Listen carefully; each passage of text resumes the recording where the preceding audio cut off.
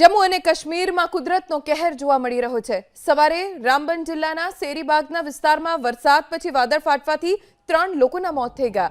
સૂત્રો મુજબ વાદળ ફાટવાના કારણે અચાનક પૂર આવ્યું। પર્વત પરથી કાટમાળ ગામ તરફ આવ્યો, જે કાટમાળ ઘણા ઘરમાં જતો રહ્યો। હાલમાં બચાવ કામગીરી પૂરજોશમાં ચાલુ કરી દેવામાં આવી છે।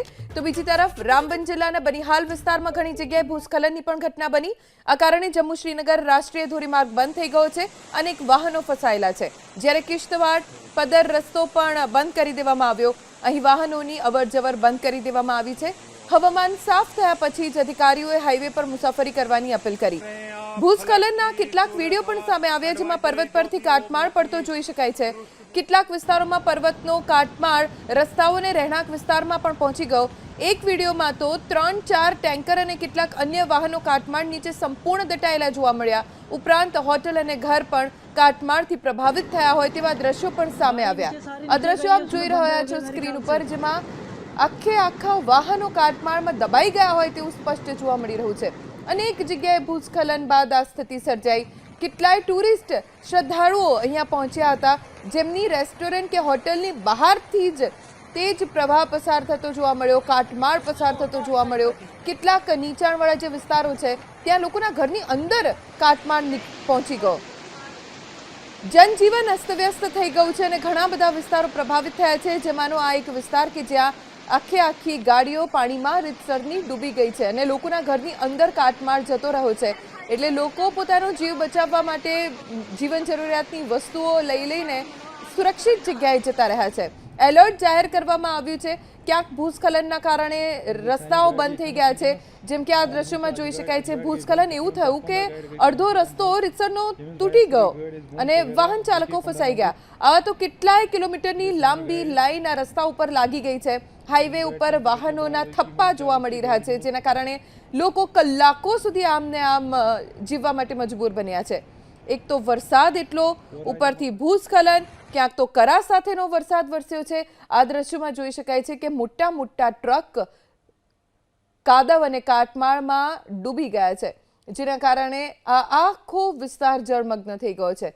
કેમ કે પહાડી વિસ્તારમાં ખૂબ વરસાદ છે અને વાદળ ફાટ્યું હોય તેવી સ્થિતિનું નિર્માણ થયું છે, જેના કારણે મેદાની વિસ્તાર જળબંબાકાર થઈ ગયો છે। 10-12 ફૂટ પાણી કેટલીક જગ્યાએ ભરાઈ ગયા છે। જનજીવન અત્યંત પ્રભાવિત થયું છે, જેના કારણે લોકો ખૂબ જ મુશ્કેલીમાં મુકાઈ ગયા। સવારથી જ આવી અવદશા સ્વર્ગની થઈ છે।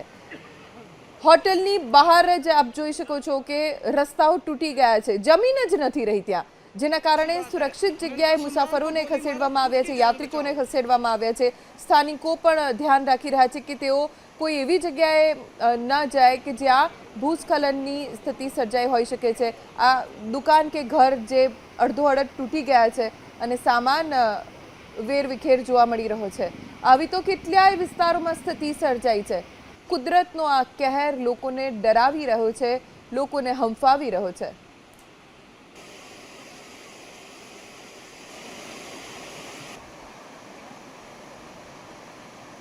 मुझे 18 साल से मैं यही दुकानें करता हूँ। जहाँ के आप बाहर देख रहे हो, यहाँ फिश पॉइंट की 7 दुकानें होती थी सर। ये रात को 3-3:30 बजे के फ्लड आने के कारण से ये सब दुकानें तहस नहस हो चुकी हैं, क्योंकि हमारा रोजगार, हमारा परिवार इन्हीं दुकानों से चलता है। हम क्या करें, कहाँ जाएं, हम कुछ समझ नहीं आ रहा है सर। हमें इतना नुकसान हुआ है कि हम सोच भी नहीं सकते, क्योंकि हमें सामान निकालने तक का मौका नहीं सर मिला है। क्या हुआ, कैसे समझ सर, मुझे हमें कोई पता नहीं लग रहा है। हम सरकार से यही रिक्वेस्ट करते हैं कि जैसे हो सकते हमें प्लीज हमारा मुआवजा दिला दीजिए। हम बहुत गरीब आदमी हैं। નુકસાન ખૂબ થયું છે લોકોને, અને એટલે જ એમને આશા છે કે જે નુકસાન થયું છે એનું વળતર પણ તેમને મળશે। હાથ જોડીને વિનંતી કરતા જોવા મળ્યા લોકો કે અમને જે નુકસાન થયું છે તેની કોઈ પણ રીતે ભરપાઈ થાય, કેમ કે આ કુદરતના કહેરે જમ્મુ કાશ્મીરમાં અનેક વિસ્તારોમાં તબાહી મચાવી। રામબન जिला तो चारे तरफ तबाही જ तबाही है। एकदम बारिश का जोर हुआ और शहरी में लैंडस्लाइड हुई, मड स्लाइड्स हुए काफ़ी। उसकी वजह से ट्रैफिक सारा, जैसे पता चला है कि टैंकर्स 2-3 नीचे आ गए थे। तो शुक्र है भगवान का कि किसी की जान को कुछ नहीं हुआ, हादसा कोई नहीं हुआ, लेकिन ट्रैफिक वहाँ फंस गया था। उसकी वजह से कल जो ट्रैफिक हमारा था वो डाउन की तरफ ही जा रहा था। बड़ी HMV का।